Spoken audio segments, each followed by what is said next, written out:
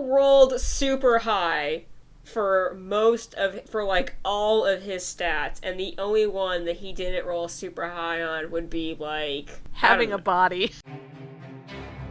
Podcasts, the 21st Century Radio Show. Two friends were hit by quarantine and found themselves bored in 2020. But they committed the one taboo among content creators. Never start a podcast because you're bored. Will they go mad? Give up? Or finish watching each other's favourite shows? Whatever happens, listen with care.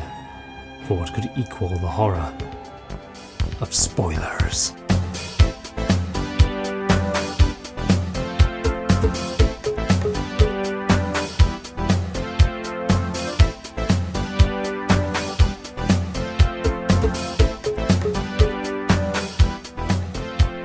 Welcome to the Sin and Violence Podcast. I'm Ginger. And I'm Kara. And in this show, we will be discussing and doing somewhat daily recaps of the series Ashes to Ashes and the anime Fullmetal Alchemist Brotherhood. Gee, something seems a little different today. Something is a little different today, Senpai, and it's not just our logo, which actually ties into what's different about today. Or our theme. Oh yeah, the music changed too. Yes. Everything's changing. Everything is crazy different and so 80s. Everything is crazy 80s. Well, not everything is crazy 80s, but... Yeah, I know. My hair is the same as it was, no matter what decade I'm in. So, yeah, as you heard, we have gone from Life on Mars into Ashes to Ashes, and we are covering Season 1, Episode 1 of that, which we will then follow with... well, the same Fullmetal Alchemist Brotherhood we have been watching as it continues strong. Yeah, that's still the same. It's like we're still in the continued universe of Life on Mars. Like we haven't changed shows or anything. That is very true, and that's something that it was kind of hard to. I couldn't really say anything because what can you say? You know, it's like, well, how does Ashes to Ashes tie in? Oh no, Sam wakes up from his coma and records the whole story and sends it to someone, and then jumps off a building. You can't really say that. Or does he? Because, if listeners are coming off of the previous episode, you had me saying, well, my opinion and my theories haven't really changed. And now I've seen the first episode of Ashes to Ashes, and my opinions and theories haven't really changed. Well... I still have, all of my theories still work, and I still have more questions than answers, I think. That's going to be that way for a while, which is okay. kind of fun. I was hoping you were not going to follow that up with saying, Ginger, you really missed a lot of things and you should have had a lot of your questions answered. No. You're going to start seeing more sort of ties and clues here and there, but there's really nothing that's going to answer every single one of your questions. The decoder ring is not here right now. Oh, thank God. I didn't miss the post. Okay. You did not miss the post.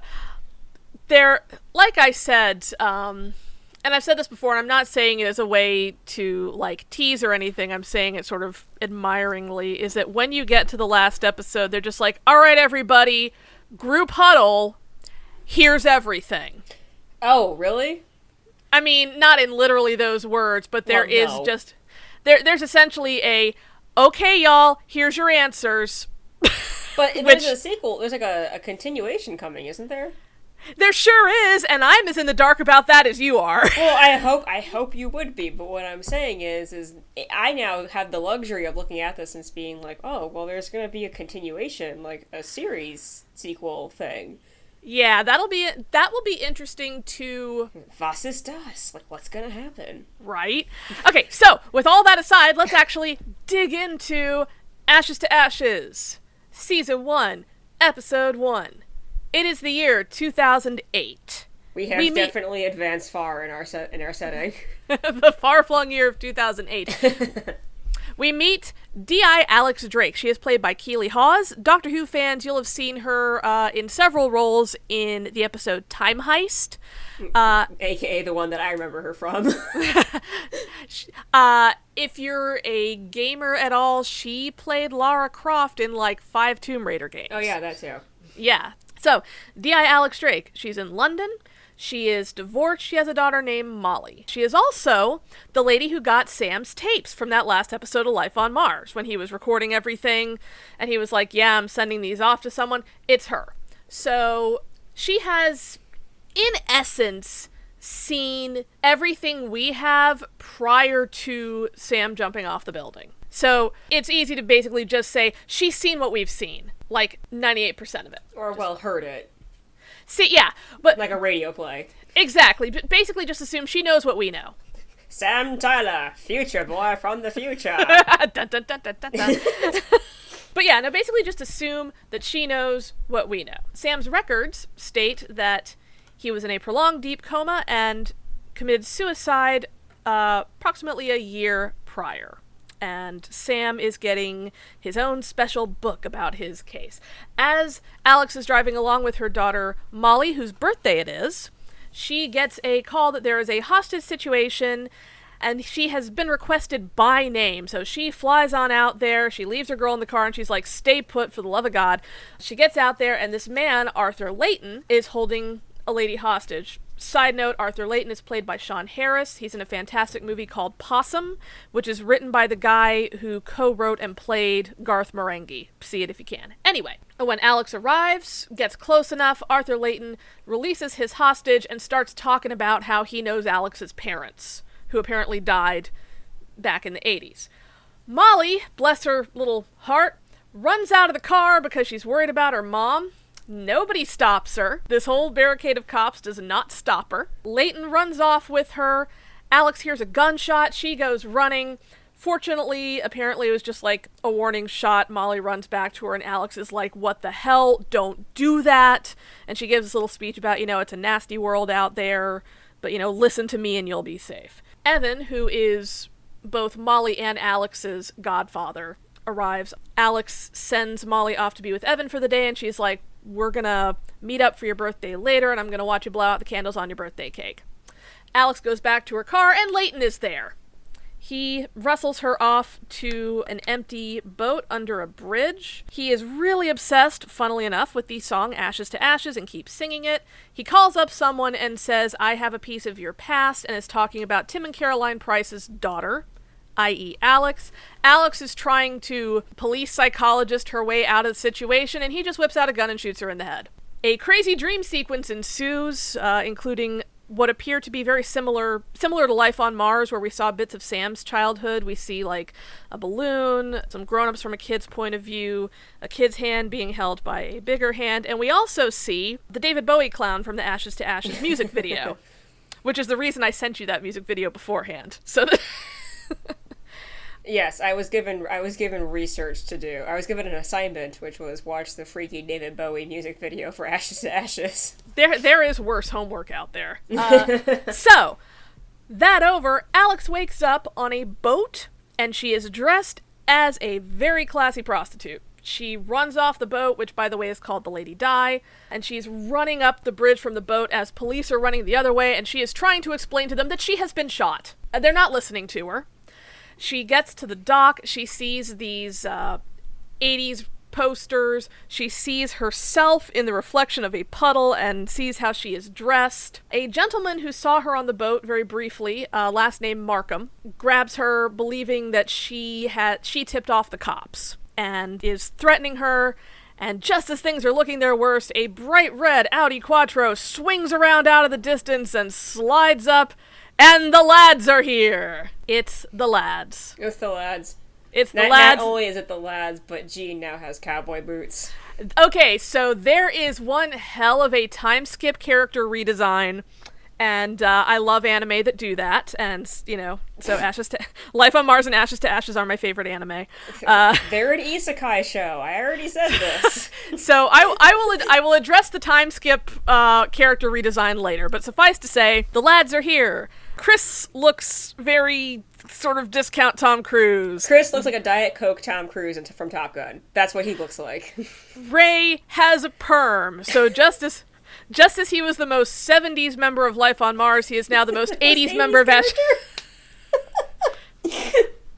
And Gene, as mentioned, has cowboy boots. He has a big old dark coat, and he's wearing just generally a lot darker outfits, leather gloves and stuff. And so he rocks up and starts threatening the guy, and Alex again tries to talk herself out of being on the business end of a gun. The guy lets her go, and he addresses the lads by the car, and Alex doesn't know who the lads are at this point, but Markham refers to Jean as Hunt, and she's like, whoa, hang tight. What do you mean, Hunt? Does that mean you're Chris, and you're Ray, and you're freaking Jean Hunt, and this heroic music plays and she passes out? Okay, I am now even dead more convinced now that you say that Ashes to Ashes is definitely an isekai show. My opinion will not be swayed. So, Alex is, while she is passed out, she is loaded into the Quattro. She arrives at Fenchurch CID, where a lot of other prostitutes from the boat are being brought in for questioning. She's like, oh my goodness, I have assimilated Sam's fantasies. I can hear the bird song. This car feels so real, as she like fondles the car and the lads look on. And then she remembers Molly and she's like, oh shoot, I need to not be here. I need to be with my daughter. She about walks out into traffic. Jean pulls her out of traffic and then bridal carries her into the police station. I have nothing left to draw. The show did it for me. What use is there for me now? I'm done. Don't you dare say that. Don't you dare. So she is carried into Fenchurch East CID, and she looks around and she's like, okay, no, again, I know what Sam did. I have to go to phones and computers because there's like one computer in the whole office and it just says the date. And she sees that it is the year that her aforementioned parents died. And so she tries going to phones and like trying to talk to surgeons or something like Sam did. And Jean's like, I don't know what the hell you're doing. Discovers that she dropped a warrant card. And just like Sam, she has been transferred there and she is their new DI. And he says, hey, you know how we were expecting Alex Drake? And Ray's like, yeah, where is he? And Alex is kind of like holding out her warrant card, and Ray's like, oh shit, a female, what do I do? So it sure seems like Alex is in basically the same situation as Sam was. She is convinced that absolutely nothing is real, and that is how she is treating it. She talks to the others a bit, and she learns that, according to Ray, after Sam died, he came back and was with the team for 7 years. According to Ray. He died, funnily enough, last year. Sam was giving chase during a jewelry robbery. He plunged his car in a river. He was going against Jean's orders. The car went in the river. The body was never found. Ray is speaking extremely respectfully of him, and just basically this whole thing of, we all love Sam. He was really important to us. Also, by way of changes in the department, after Sam drove into the river, the lads put in for a transfer to Fenchurch East. They all came down here. Did I mention Chris has a girlfriend now?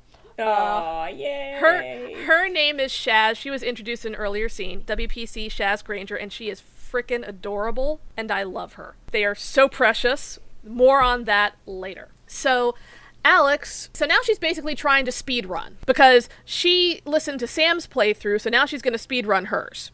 So she's like, hey, Chris, take me to the most advanced radio in the station. Chris takes her into a room full of shitty electronics.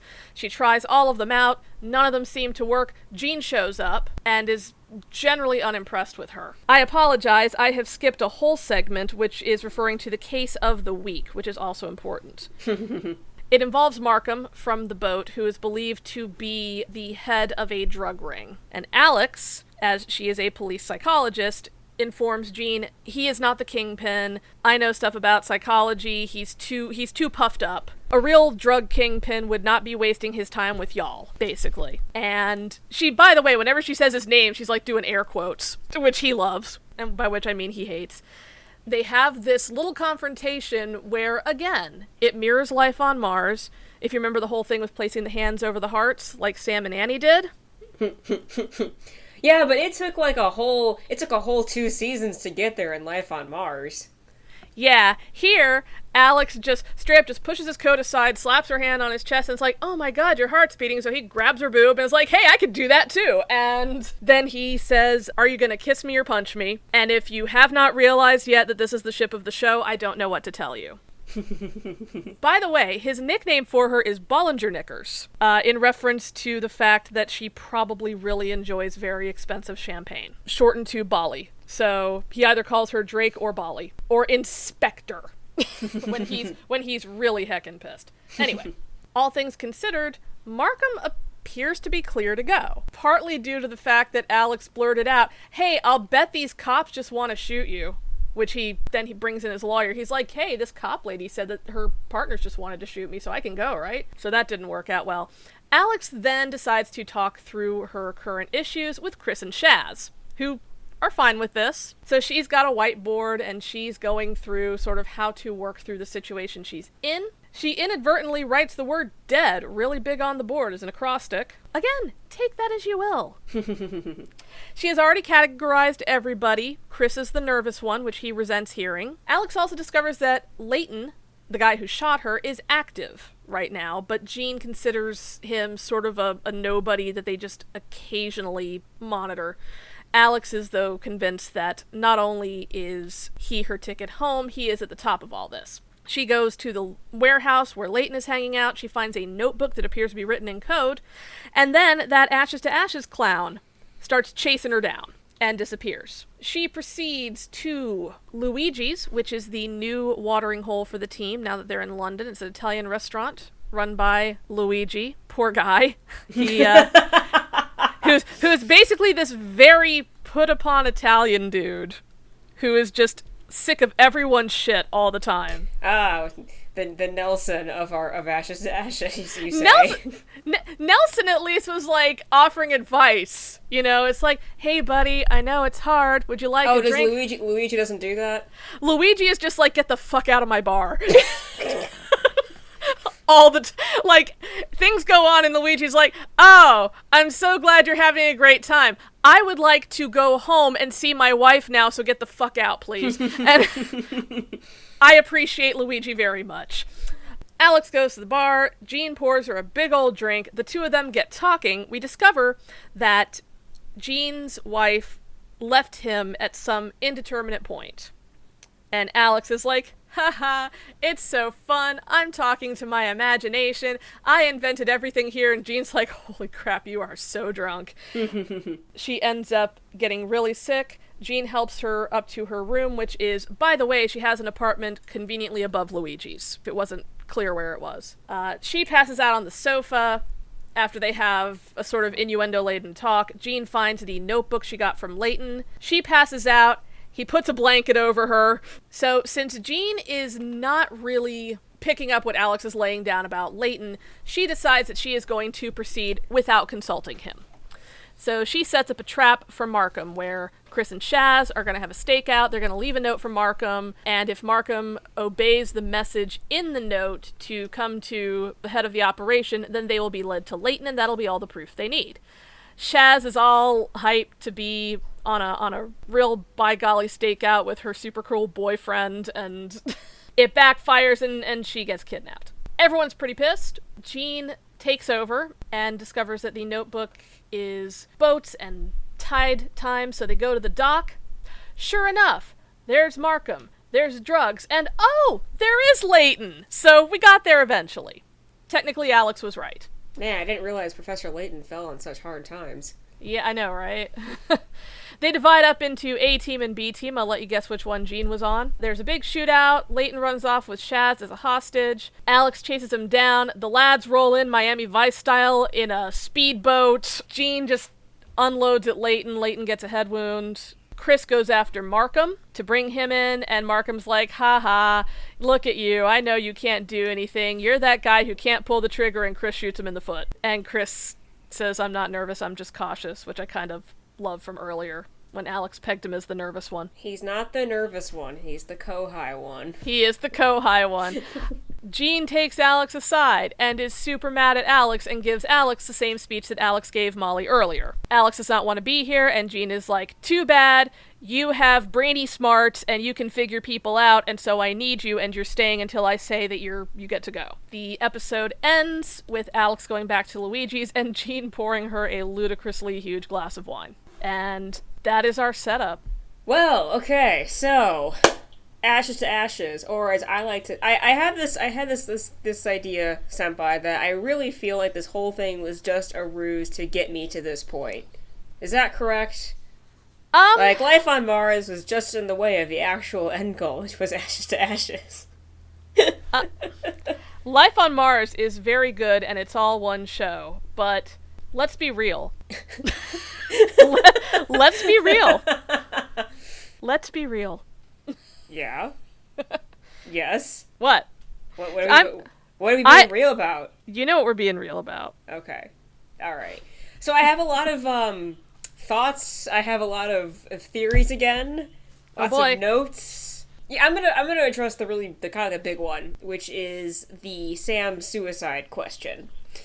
Or just that whole thing, because it's interesting to me to note that they were just sort of like, oh yeah, the Sam guy, Sam Tyler, committed suicide. And I was like, whoa, what? Huh? What?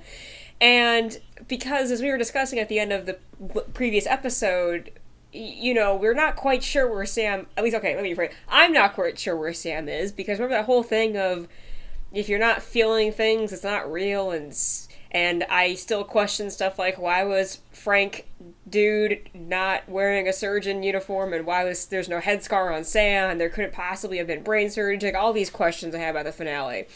So I actually I have a thing, which was, they say Sam died of a suicide, and then when they get to the police precinct with Jean and Alex is kind of out of it, and she is about to walk right into traffic, and then Jean says the paperwork on suicides is really annoying, as in her walking into traffic would be a suicide, and Jean stops her from doing that. And here's my brain going, Sam got hit by a car that started off the whole adventure.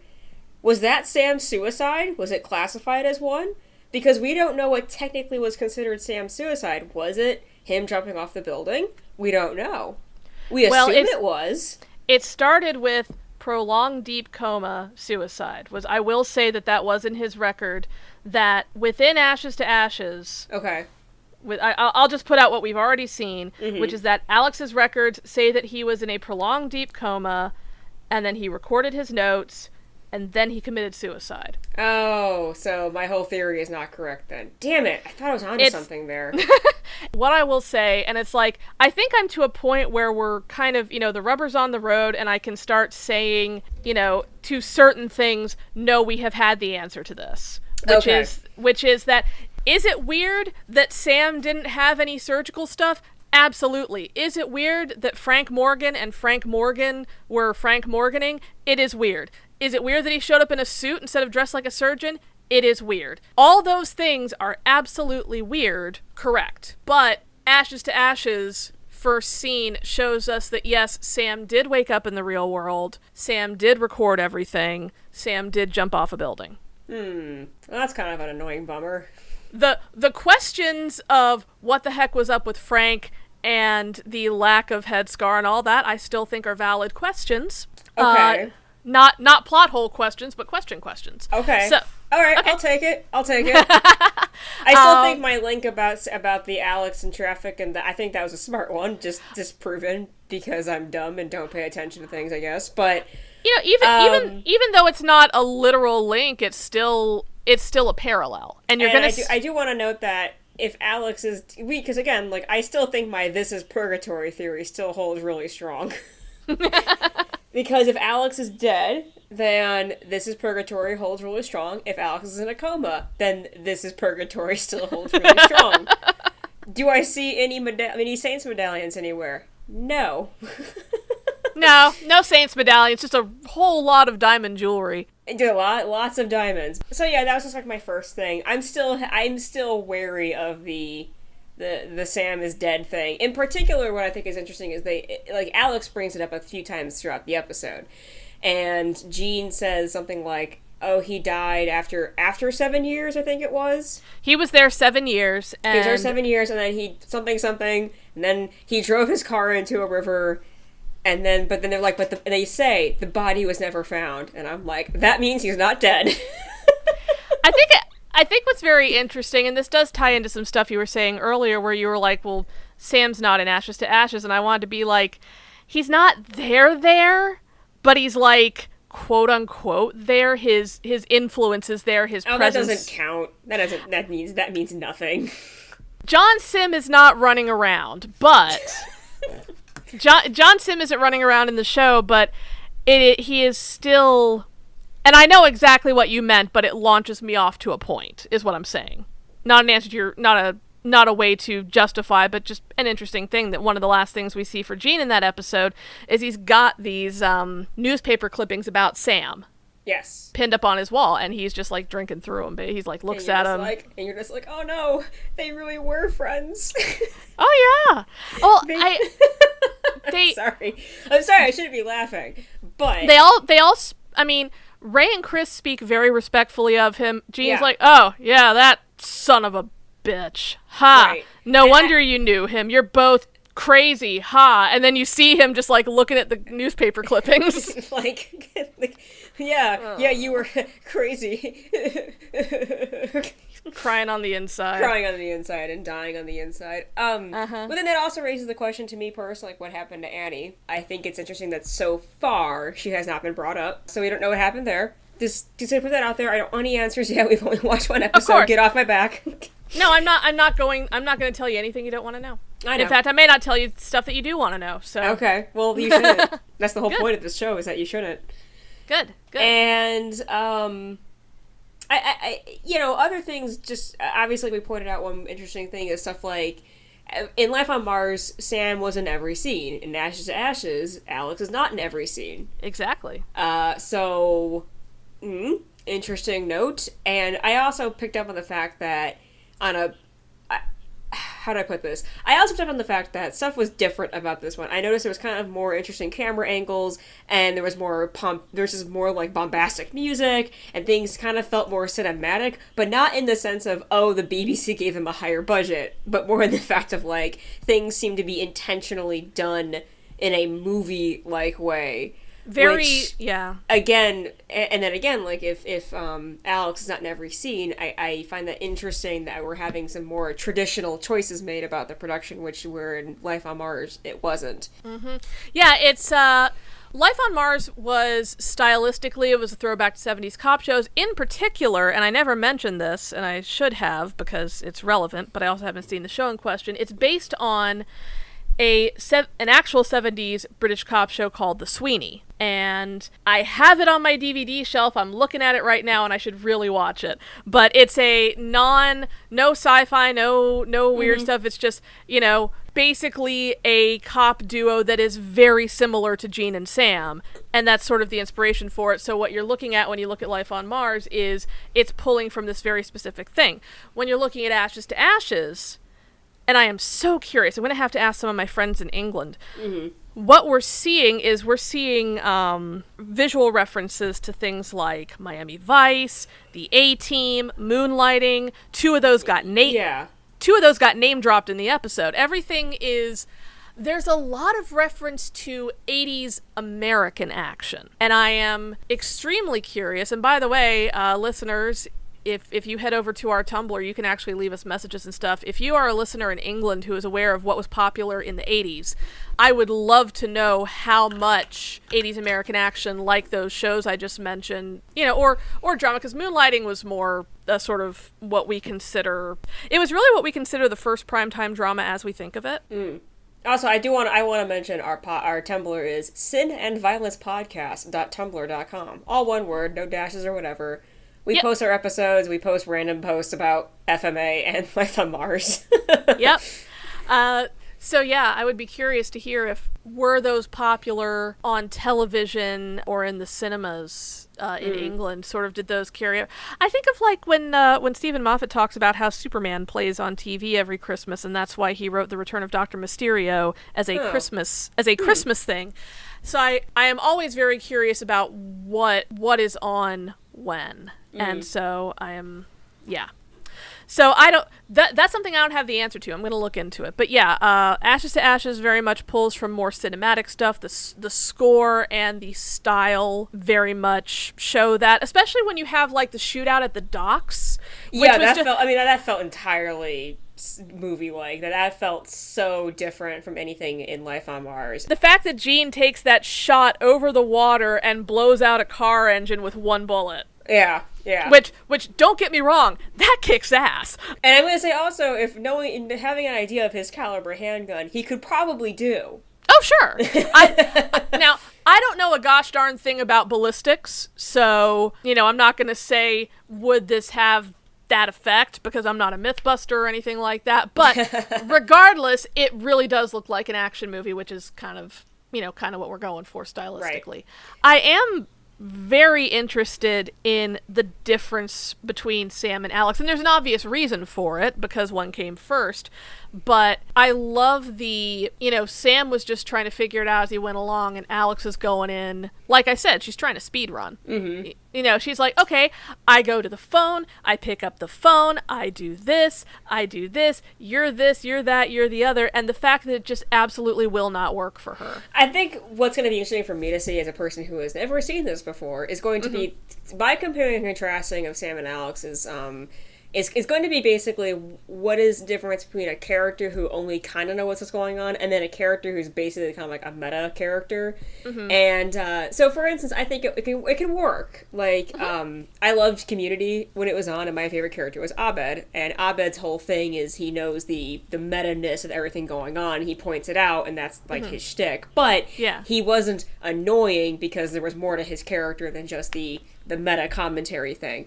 Right. Other things where they try to be like, oh, this character points out the meta-ness, you're like, this is boring and really irritating because you're like, yes, I get it, we're in a TV show, I understand.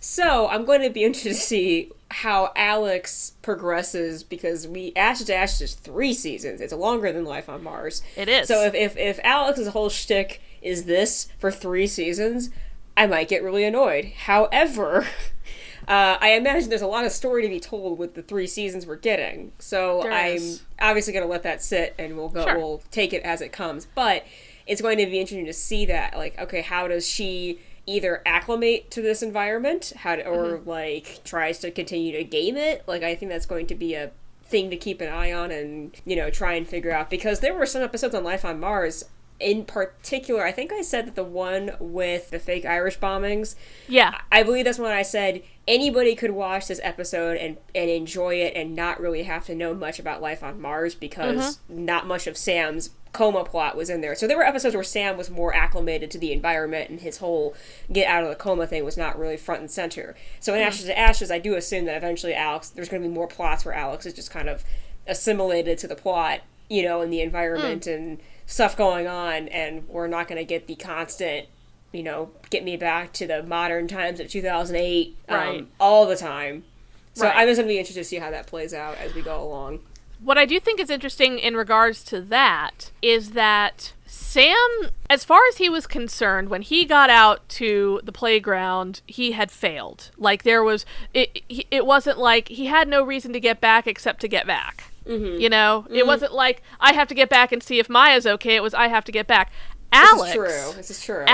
Alex has a goal. She wants to get home to her daughter's birthday party. And and it seems like such a little thing, but I think if you're a mom... No, I totally get it. Like, that is her one thing. She's like, every single person, every single figment, as far as she's concerned, every single figment of my imagination is keeping me from my child. And I think that is it was very interesting to give her that powerful a reason to get through this as quickly as possible. That is definitely going to be interesting to see how that rolls out. And how on earth is Alex going to introduce her daughter's new stepdad, Gene Hunt? I'm gonna put it I have a lot to talk about in Shipping Corner, but how about we keep it to Shipping Corner because I have a lot to talk about. The other thing I was gonna say should go in Shipping Corner too. So all right. Yeah, that's pretty much it because all my other notes are about Shipping Corner. Here we are. So sorry people. Actually, I want to make one note because I thought this was funny only to myself. When Alex is talking like, oh my god, you all are real and not imaginary. I'm in an isekai show. She says to Jean, you're taller than I imagined. Did she say to Jean or did she say to somebody else? No, she says to Jean, she says, you're taller than I thought you'd be. And he says, I'm bigger in every department. That's it. And my note is, so Alex and I have the same height problem, which is... We both are like, don't know we can't tell how tall people are from a TV screen. Yeah. And the rest of that, we're going to pack away to Shipping Corner. But in the meantime, we're going to pack our bags and head north in Fullmetal Alchemist. So episode 33 of Fullmetal Alchemist is called The Northern Wall of Briggs. Guess where we're going, kids? We're going to the Northern Wall of Briggs.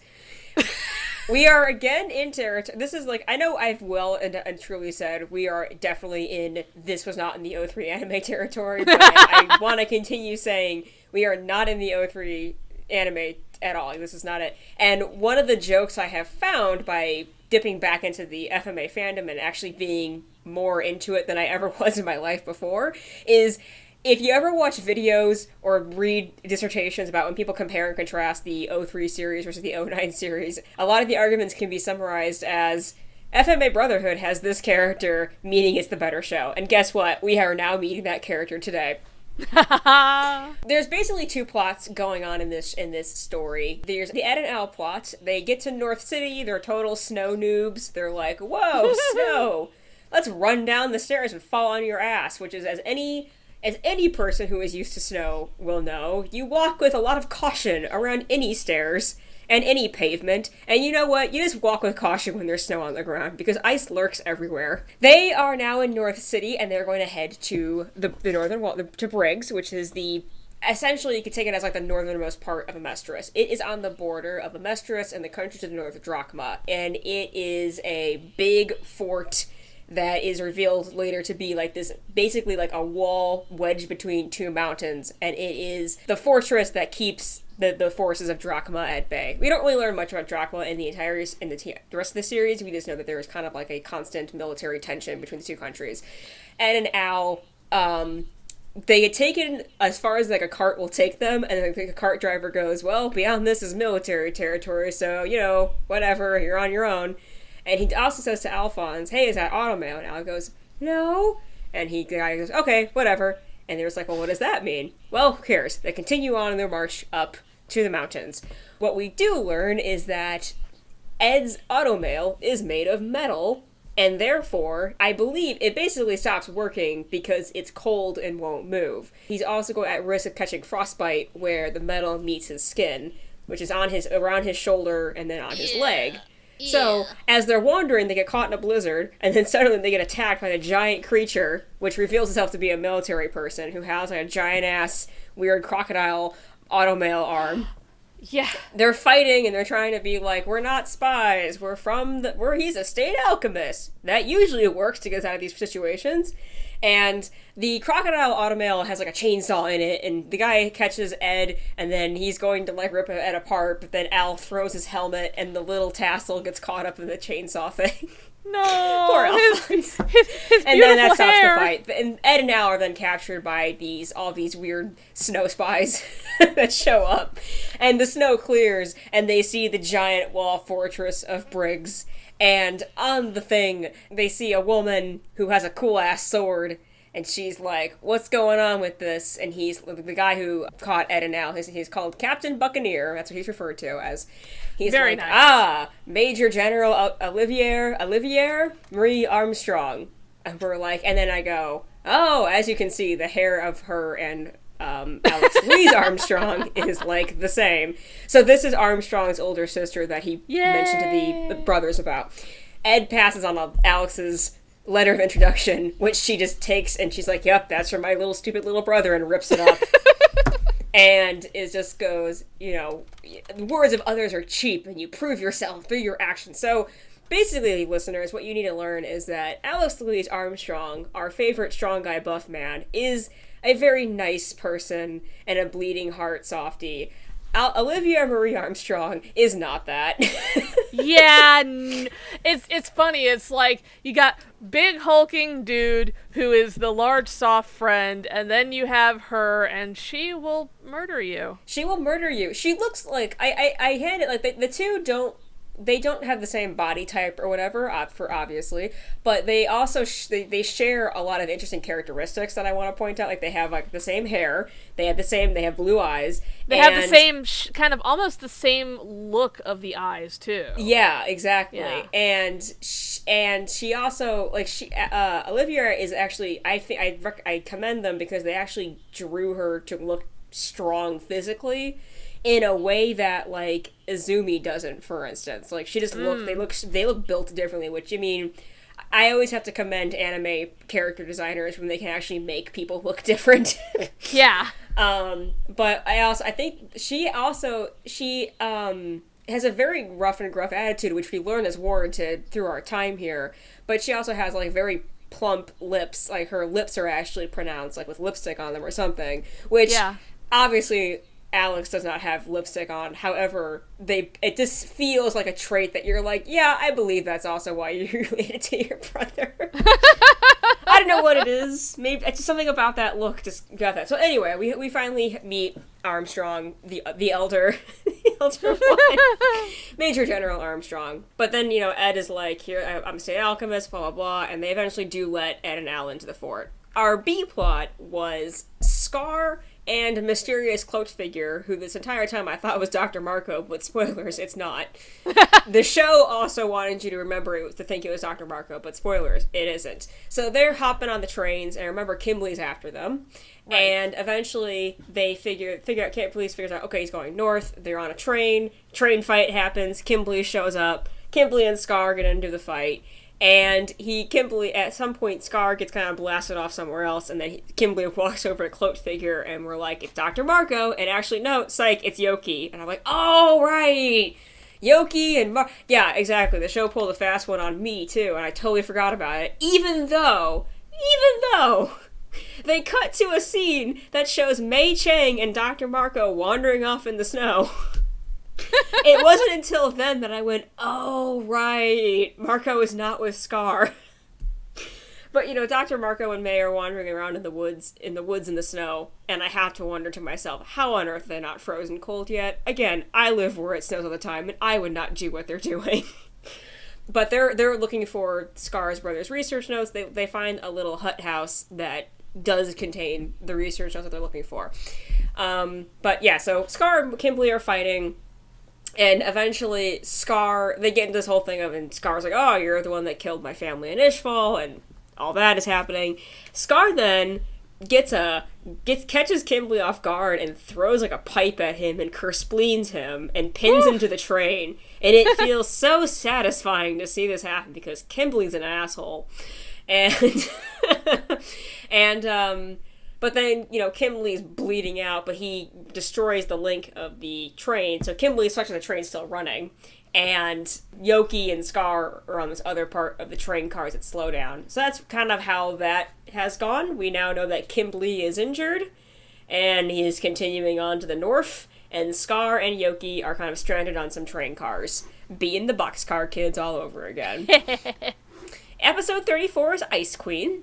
Which is, spoilers, it's Armstrong. As people say that Brotherhood is better because it has Armstrong in it. So, you know, I can't exactly say they're wrong. In this episode, we're getting the tour of the Briggs Fort. Edward is being treated up, and the doctor in the Briggs medical facility is like, why did you come here and not have automail that was ready for the snow and the cold? And is like, well, I didn't know it'd be a thing that needs to be done.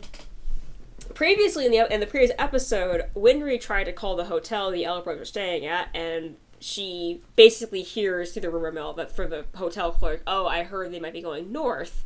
And I think his name is Garfield, not Garfield, but Garfield is the automail guy that Winry is like apprenticing under, and he's like, oh, they dead.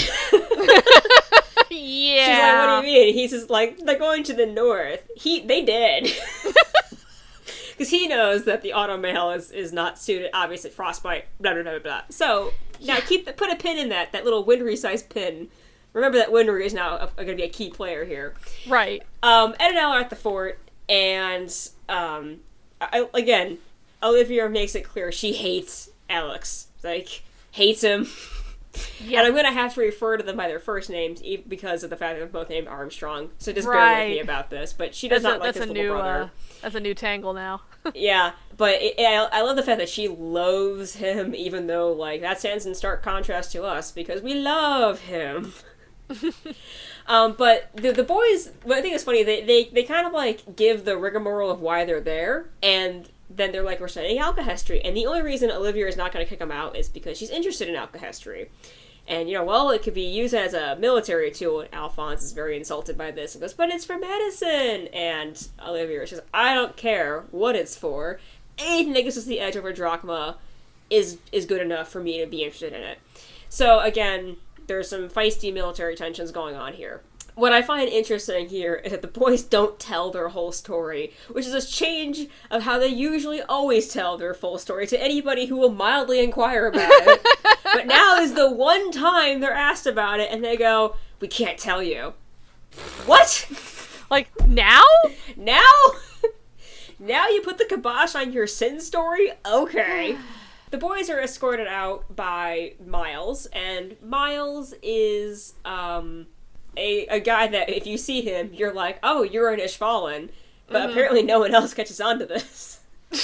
And as they're walking, Miles takes off his glasses with a dramatic reveal to be like, look at my red eyes, I'm an Ishvalan. And the boys are like, whoa! And again, we, the audience, are like, yeah, duh.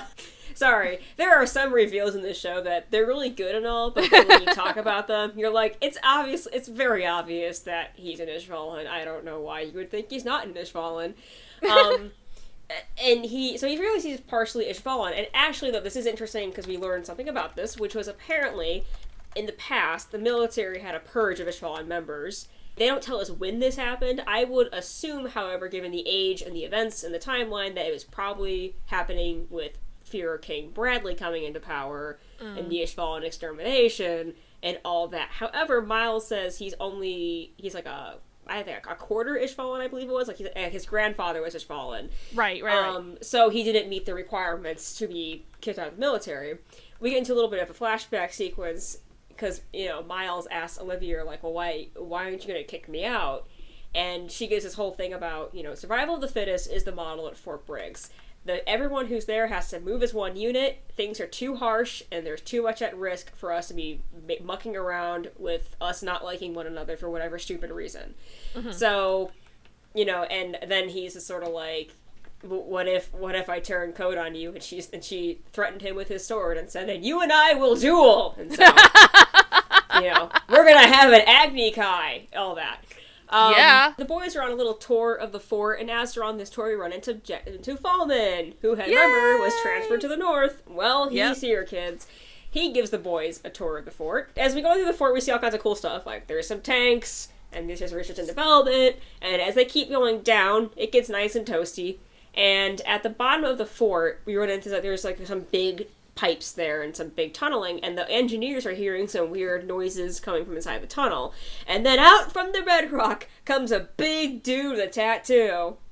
A certain what's that called? An Aurora Borealis. Aurora Borealis. Yeah, an Ouroboros. Ouroboros. Why am I now? I don't know why I'm brain farting. Ouroboros. He has that tattoo. It took me a second. The homunculus tattoo. Spoilers: he might be a homunculus.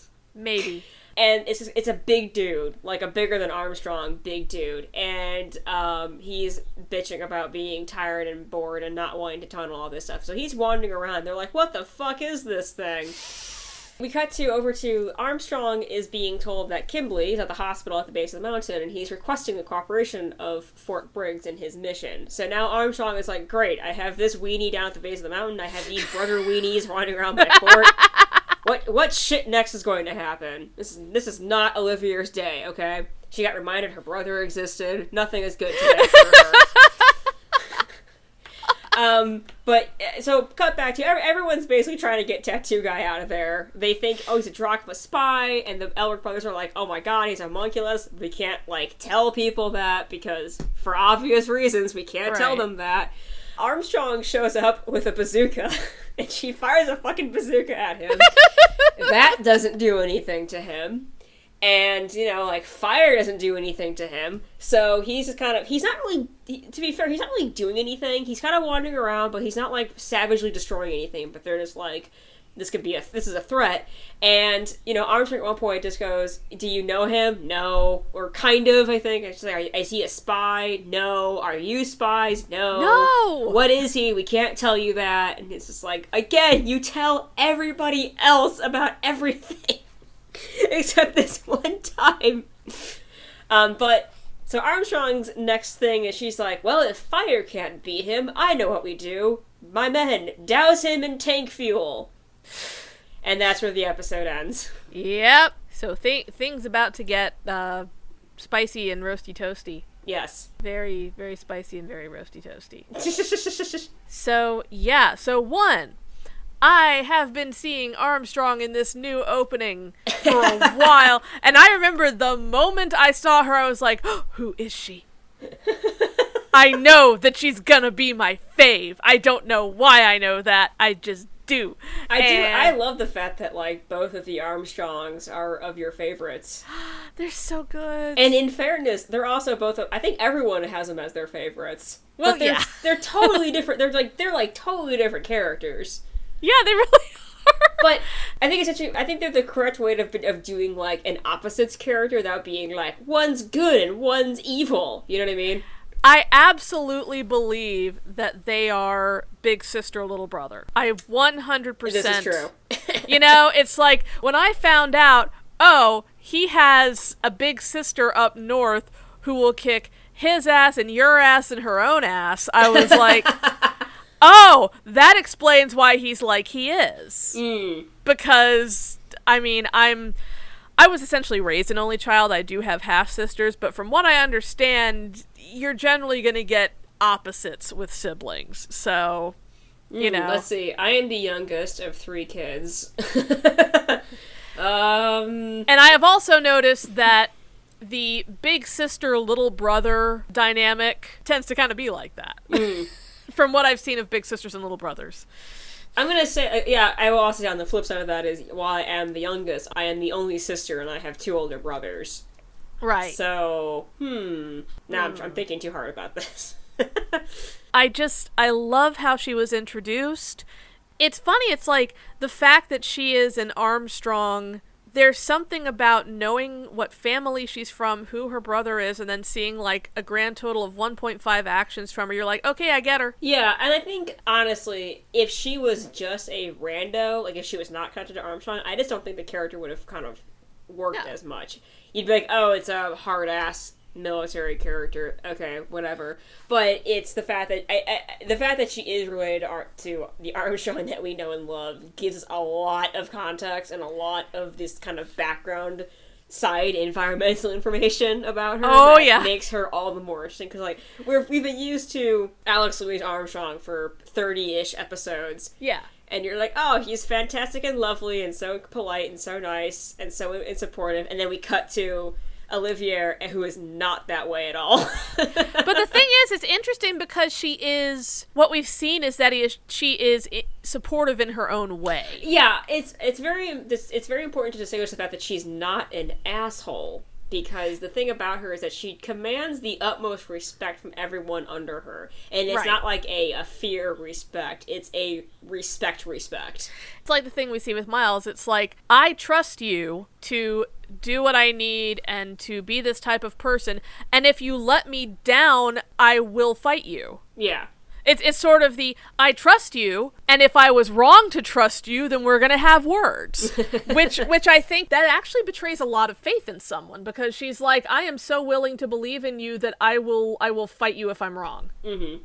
Which is, it's kind of funny because I look at her saying something like that and being so stony and so tough, and I'm like, oh, that's kind of sweet, actually. Yeah. I feel weird saying that, but I can feel where it's coming from. I would love for someone to have that much faith in me. Wow. I'd love someone to care for me so much they'd kick my ass if I betrayed them. No, legit. There were some great moments of humor. I always love when it cuts away to humor for just a hot second. Mm-hmm. The icicle scene. The cleaning the icicle scene. Oh yeah, so at one point the brothers they're like, well, since you're here, you're gonna be on ice cleaning duty, because if you don't work, you don't eat. And they're like, yeah, okay. And I love the part that, so Alphonse can reach the icicles no problem. They have like these like scythes on long sticks to poke off the icicles, and then Edward can't reach, and that's when they run into Fallman. And they're just like, oh, sup, bro? And then apparently Fallman got a promotion when he went up north, but they're like, but this is kind of a dead-end position. And they go, oh, they took you off the career track. And he just goes crying in the distance. He does, like, full sparkly shoujo tears, yes. And it's just... Have I mentioned I love so many random characters in this show? Just for random reasons. Man, yeah, another homunculus. Sloth. He really... God, he reminds me of... I can't remember Naruto characters, because unlike Fullmetal Alchemist, when they introduce Naruto characters, I guess they'll be important again at some point, but there's so freaking many of them that it's like, I have no reason to...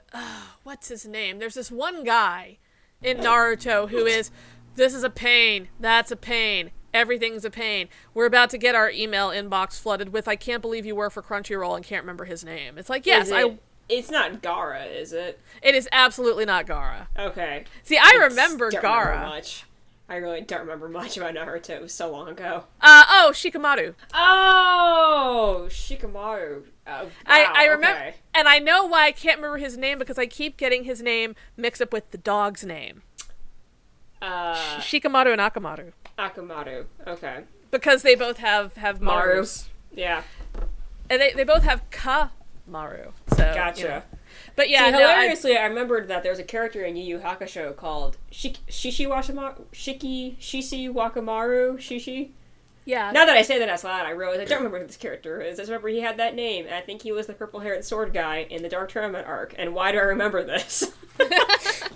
But yeah, when what's his name, when Sloth showed up, and he's just like, this sucks. I'm like, oh boy, I know in Japanese, he's just running around going, Mendokusai. You know? That's...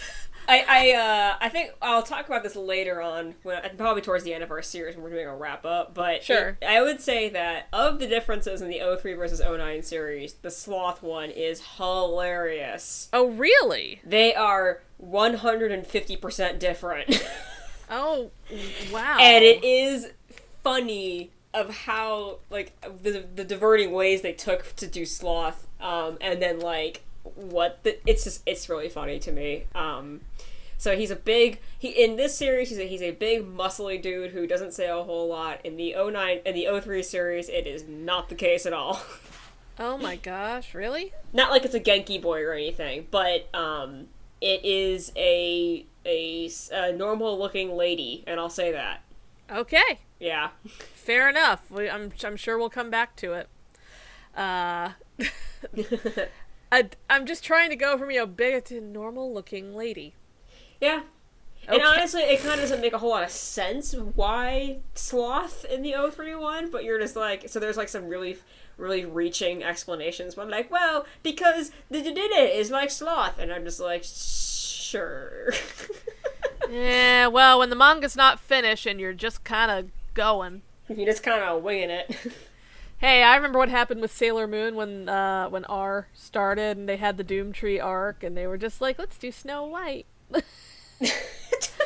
let's make aliens. Let's just bring in like brother sister aliens and a big tree, and then we're all gonna do a play. And yeah, sounds great. Sounds good. Sounds tight. But yeah, I am very hyped to see the North. I am really interested because I love the world building. I love the mechanical elements of this. And dear God, and I'm not saying this in a cruel way, I'm saying this in a writer way. I am so happy to see that Automail doesn't just withstand everything. And we know it doesn't, but I mean, like, it is so interesting to see, like, hey, this sucks in cold weather. Like, just the... Right. Yeah. Yeah, we're seeing that there's, I think, like Rush Valley demonstrated the whole fact that there's different arts and different styles of alchemy. And I think this is also not demonstrating, like, oh, yes, it would need to be the case that you would have to have something specialized for cold weather if you're going to have automail in cold sub-zero weather. Mm-hmm. So the Buccaneer has a different automail arm that the Doctor in Briggs is like, oh, we discovered this mix of different metals because in their fight in the snow, Ed had tried to destroy the dude's arm with alchemy, but couldn't. And the reason he couldn't was because he was going for the completely wrong elements to, destroy. And I like that also because it also gives us, it reminds us more than anything else that alchemy is not just magic. Yep. Alchemy is a science. And so Ed was saying, I thought it was just iron, but there's no iron in the guy's automail arm because of what it's made of. And so, you're like, oh, okay, so if you don't know the chemical composition of something, then you can't do anything with it because you got to know what it is. Yeah, so that is neat. Yeah, I like that little bit of just kind of added added world building and more flavor to alchemy. Because I think that at certain points you can forget that about this show, where you're just like, alchemy is science magic, and it's magic, and it's just not. But you forget that, I think, every so often, and it's good to have a reminder. There's a reason you see that there are state alchemists, and it's like, well, for there to be like an alchemy military, alchemy force like that, it's like there probably would have to be things that you have to high-end study and specialize and know 50 different versions of. Right, and that's one of those things I always think about with alchemy. It reminds me of my whole thing of, like, if I existed in an FMA universe, would I actually be an alchemist? And the thing is, it reminds me of my whole thing of, I wanted to be an astronaut when I was a little kid. But then at a certain point, I realized that I was not physically suited to be an astronaut. But then other things, just stuff like, I'm not very smart. Let me put this in. I'm not very patient with chemistry and engineering. Right. I can do them, I just don't have, like, the brain for the patience for them, as my dad's eternal problem with me about my math homework, okay? It's it's like when I got into high school, and I used to be super good at math and science, and then my brain just hit this thing where it's like, I just want to be in plays and write books. Yeah.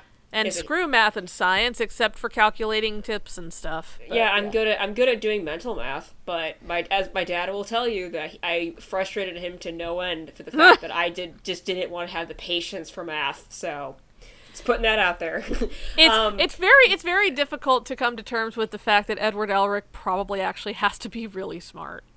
That's part of his whole characterization, though, he is very smart, but he's also, like, an obnoxious brat sometimes, which is why his people have a problem with him a lot.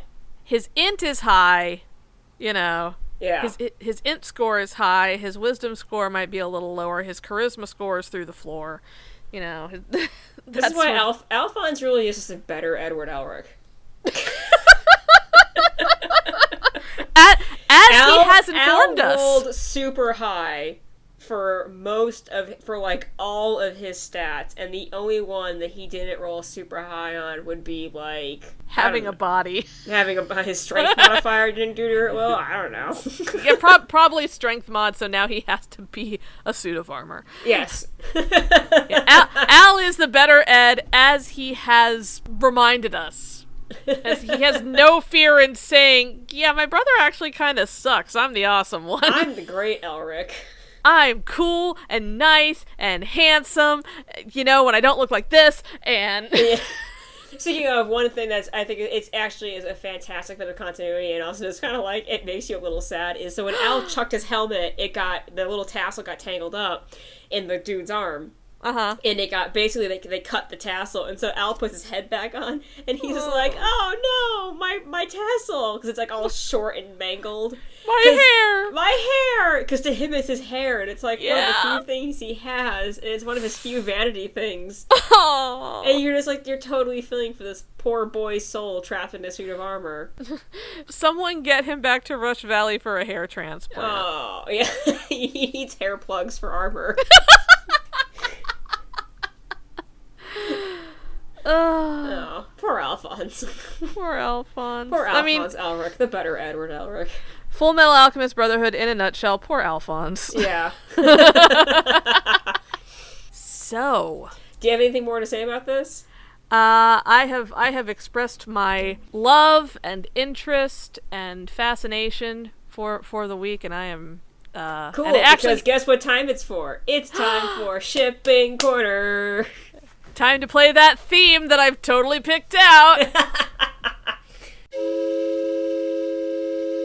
All right. So Shipping Corner, I'm going to say nothing on the Fullmetal Alchemist front. Nothing new. But that's not what we're here for. And we know that's not what we're here for. We're here for the Ashes to Ashes front.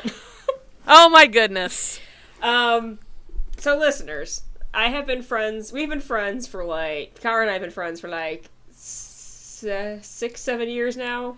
Oh my god, yeah. A while. We've been friends for a while. And longer than I think. One of those things that gets brought up, has been Ashes to Ashes, and it has been Senpai's favorite ship of the time. And I've always been like, yeah, okay, whatever, senpai, blah, blah, blah, blah. And in my mind, the thing is, I am told a lot to watch things. I don't watch a lot of things, and I don't, cause it's one of those, I don't have the time. So I actually never thought I would actually watch Life on Mars. And yet here we are. So, I'm finally getting to experience these ships, and oh my god, senpai was so right. Jesus.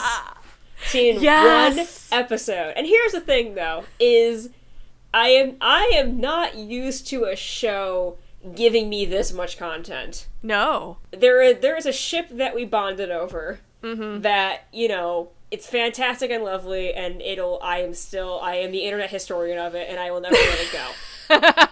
However, it was number one, not the focus of the show, so I'm not gonna, like, fault them for that. But then number two, like, it was a little, you had to kind of be more aware of things and read between the lines.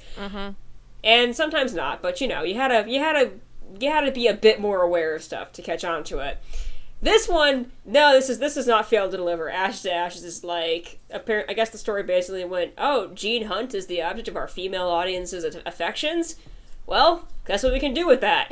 Here's a girlfriend. Here's a girlfriend for him. What I love, and I will come back to this later because there are quotes about it and stuff in other media, but I love the fact that you have this sort of tough son of a bitch Manchester dude, like you know, slugging booze, and he likes American westerns.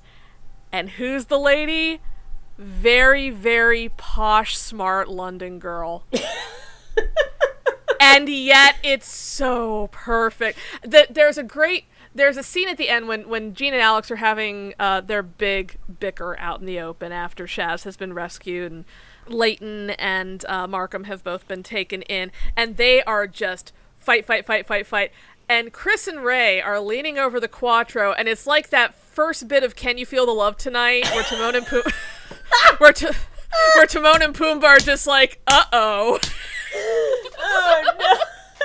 It is literally that moment. I love that you bring that up because I have a note written down that says, Ray and Chris are the shippers on deck. WTF is this world? They're just sitting there like, oh shit. Oh no. Okay, here's what I like about this, is that unlike Timon and Pumbaa, who are not happy with it, I love the fact that Ray and Chris are sitting there just like, hit, hit, hit, hit, hit, hit. Yeah. It's fun because all through the series there is just, whenever Gene and Alex fight, which is all day, every day, there's always this sort of, I hate it when mom and dad fight sort of thing going. I mean, there's no question in The Office. The only people who probably are not thinking about the fact that they essentially are together now is the two of them. Yeah, right. Which is the best ship, where everyone realizes they're dating except the dating people. Thanks for saying that, 'cause I'm now realizing that the other ship that I'm thinking about is also exactly like that. Yep, basically. Yeah. Oh, something I wanted to bring up that is hilarious. So, if you're familiar with the BBC Writers' Room, they will put up shooting scripts from different shows. They do it for Doctor Who, they've done it for Life on Mars, and they've done it for Ashes to Ashes. They used to have the very first episode and then the very last two, like season 3, episode 7, 8. Sadly, those are gone, which is a shame because there was a big scene that was cut that I wanted to refer to later. But in the shooting script for episode 1, the conversation at the quarter table at Luigi's is slightly expanded. You know, they're going through that whole thing where she's like, oh, no wonder you're so sad. And he's like, I'm the Mank Lion, shut up. And so she says, Sam died, your wife left you for another man. And he says, well, not quite. You're half right. And she goes, what? Gene's wife, in the original cut, left him for another woman. Oh, okay. And I was just like, oh no wonder his pride is so ruined. See, I thought it was going to be like, oh no, and it would be another hook for Sam not being dead or something. No, it's his pride is just so through the floor. It was like, I kind of find that hilarious, but you know what matters, listeners, is that he's single now. Okay, now that you bring this up, I will say I knew about this ship from Senpai the entire time. Like, wait, there's a Mrs. Hunt? So part of the whole thing of Jean has a wife, part of my confusion, actually 90% of my confusion, was not the fact that Jean Hunt could have a wife. That's not the issue. The issue was me going, but I know in the sequel series, or whatever you want to call Ashes to Ashes, that this ship is very popular. Like very popular. And Gene is a very upstanding man who would not actually cheat on his wife. And for the most part, like, fandom is trash garbage a lot of times. For the most part, I tend to see people not do a lot of heavy shipping with married characters, you know what I mean? And also it's me, and I wouldn't do that. Right, exactly. So I was like, this does not compute if purely for shipping reasons in two seasons. And so now it's, Sam is dead and your wife left you. And my other note, though, is, oh no, Gene Hunt really is the season 4 version of Malcolm Tucker from The Thick of It. He is just all the heck alone. Well, he's got Ray and Chris. If anyone's watched The Thick of It, you are aware that season 4 is very depressing, and Malcolm Tucker is very depressing in that season. He's had some changes, yeah. Yeah, but I was just like, oh, okay, that's that plot thread wrapped up, basically. it's that plot thread hand waved, which is wonderful. Yeah, I'm not saying that insultingly at all, because it's there. I think it's worthwhile they address it, because they made it a point in the previous run, and so I think you have to address it. You know, especially because the writers made no hit. They did not give a shit about hiding anything. You know, they're not playing coy. Straight up, there is no mystery. Which, again, I am shocked of watching a show being this straightforward with its pairing. Like, how many tropes have they done? They did the good old rescuing her from running out into traffic, which is an anime classic. They did the bridal carry already. They did the bridal carry. Immediately after the traffic one. They did the blanket. Because remember when we were watching...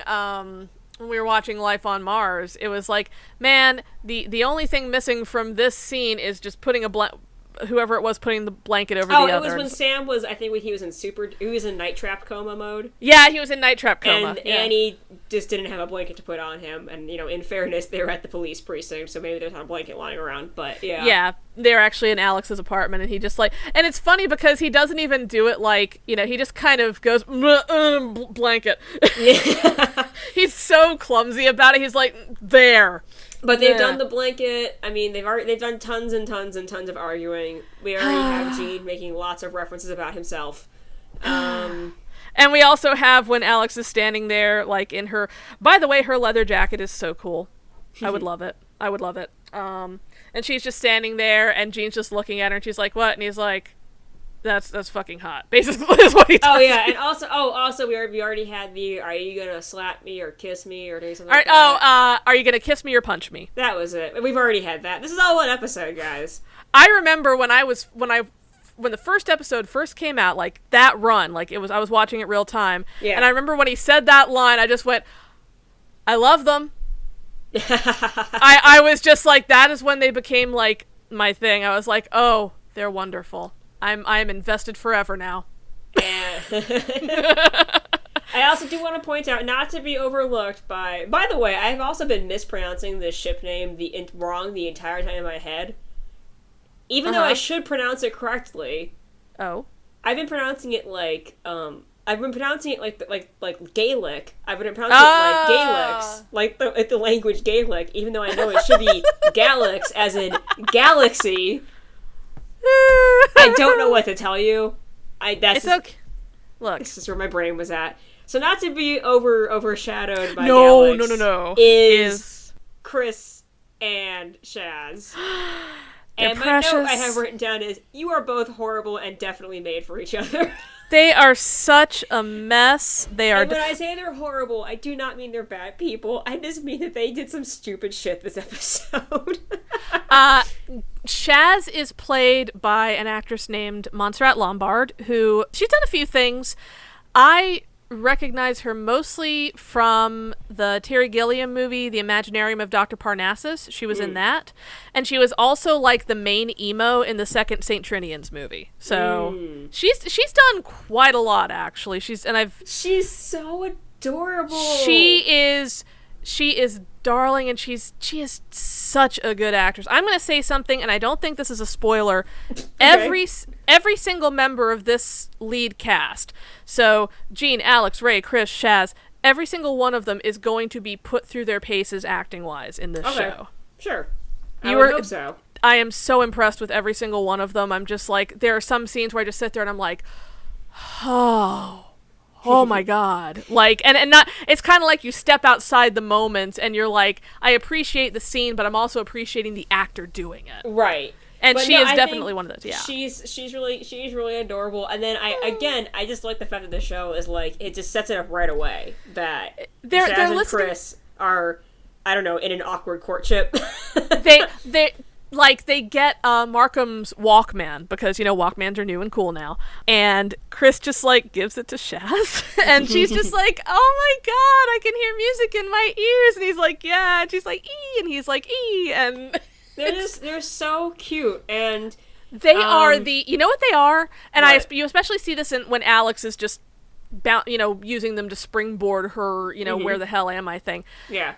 Chris and Shaz are that new couple in high school that they just started dating 2 hours ago. Like this morning, it's kind of like, yeah, it's this morning he asked her out between classes, and now it's the class just after they started dating. And that is Chris. Now it's lunch break, and so everyone is congregated. And that's Chris and Shaz, is they just started dating in school today. And they're just so, every single thing, like when Chris is like, oh, I remember such and such gave me diarrhea, she's like, oh, baby. And yes. I promise you, it just gets better. Oh, good. They're so good. One thing I will say, they share a jean jacket later. They wear each other's jean jacket, and I can't remember whose it is. Oh my gosh. I think it might be hers, and he wears it. Oh wow, okay. Even better, even better. They're so good. That's so cute. So that's the thing. So it's like, if like Alex and Jean are like the rough and tumble, things are hard thing, blah blah blah couple, it's like Shaz and Chris are just like kind of cute and adorable, and you have both extremes. I know, and it's just it is just so funny and so charming, and I'm just like, oh, you guys are so cute. And after we've seen so much of Chris doing his best in life on Mars, and then we arrive in Ashes to Ashes, and it's like, and he's got a girlfriend. I feel like if this is my purgatory theory, and we're talking, I don't know, maybe this is reincarnation. I feel like Chris did so well in his previous life that he has a lot of upgrades in this life. He's more like, so Alex says, oh, and you're the nervous one, and he goes, no, I'm not nervous, I'm cautious. But so I think we've been used to Chris being kind of the butt monkey of some jokes, and then at the end of the episode, he shoots the guy in the foot and it says, "I'm not nervous, I'm cautious." And then he does that cool little gun flip. Exactly, like Chris got a bit of a badass upgrade. He got a looks upgrade. I'm starting to appreciate Marshall Lancaster a bit more, if you know what I'm saying. Marshall Lancaster is a lovely looking dude. He's a lovely looking man who has heterochromia, which is awesome. Yeah, I had forgotten. I knew, but I had forgotten until I was going through the Ashes to Ashes and Life on Mars tags on Tumblr, and someone had done. I think it's this girl that we've reblogged a couple of times. Yeah, it is. It's that one. Who does absolutely just adorable art of like Annie with flowers, and she had done this great art of Chris, and she had actually worked the different eye colors into it very clearly, and I was like, "Oh, subtle, right." But yeah, once you see it, you can't unsee it. I was like, "Oh, right, that is, yeah." Yeah, so he got the upgrade. He gets to be a bit more badass. He gets the girl. Like it's really cool, and yeah, I mean I think shipping corner is going to be a lot more fun, and I obviously what I need again in my life is more. What's your phrase? Emotionally repressed boys wearing their Crombie jackets, and the take no shit brunettes who love them. No, it isn't. No, Take no shit brunettes and the emotionally repressed Crombie coat wearing boys who can't admit they love them. That's it. That's the one. That's the one. I have a very specific niche, and yet I have filled it out twice. Such appreciation. So, yeah. Oh boy, it's going to be a hell of an episode. Well, but then again... It's a new one. It's a new series. It's true, it's a new one. Okay, so our sin and violence for the episode. Ooh. I think our sin for the episode was cutting Alphonse's hair. Yeah, that's a big sin. It's a big sin. I mean, I understand that it was to save Edward. And I understand that there was really no other way to get it out of the claw thing, but... You gotta do this to my boy? You have to do this to my Alphonse, really? Why would you... Well, you know, it happened. He's already suffered so much. Must he suffer more? True. Yes, true. That's the sin. The violence. I mean, I liked Chris shooting the guy in the foot. I agree. Chris shooting the guy in the foot, and I love it because, again, the timing where he's like, I've seen cops like you, and I know that you can't pull the trigger. Bang! Yes, exactly. Exactly. And it was in the foot, too. It was just to piss him off, basically. It wasn't even to do anything. It was just like, oh, you son of a bitch! It went... Not nervous, just cautious. You know? He's a good kid. He's a good boy. Not nervous, just Kohai. Not nervous, just Kohai. I also love that he is trying so hard to adapt to Alex. He's like, boss, mom. Boss, ma'am. Yeah. Okay, well, what did I have written down here? Bless. It was, instead of saying boss, ma'am, boss, and I said senpai, Miss Senpai. Yes! Miss Senpai. I love it though that like Chris is this perfect innocent little being that I had senpai Sam Tyler and now he has senpai Alex. Now he has Miss Senpai. Miss Senpai. And he's like, senpai, I mean other senpai. Miss Senpai. Miss Senpai. So there we are. I think that's a wrap for this episode of the Sin and Violence podcast. All right. Well, I'm Ginger. And I'm Kara. And that was Sin and Violence, the podcast of equivalent exchange.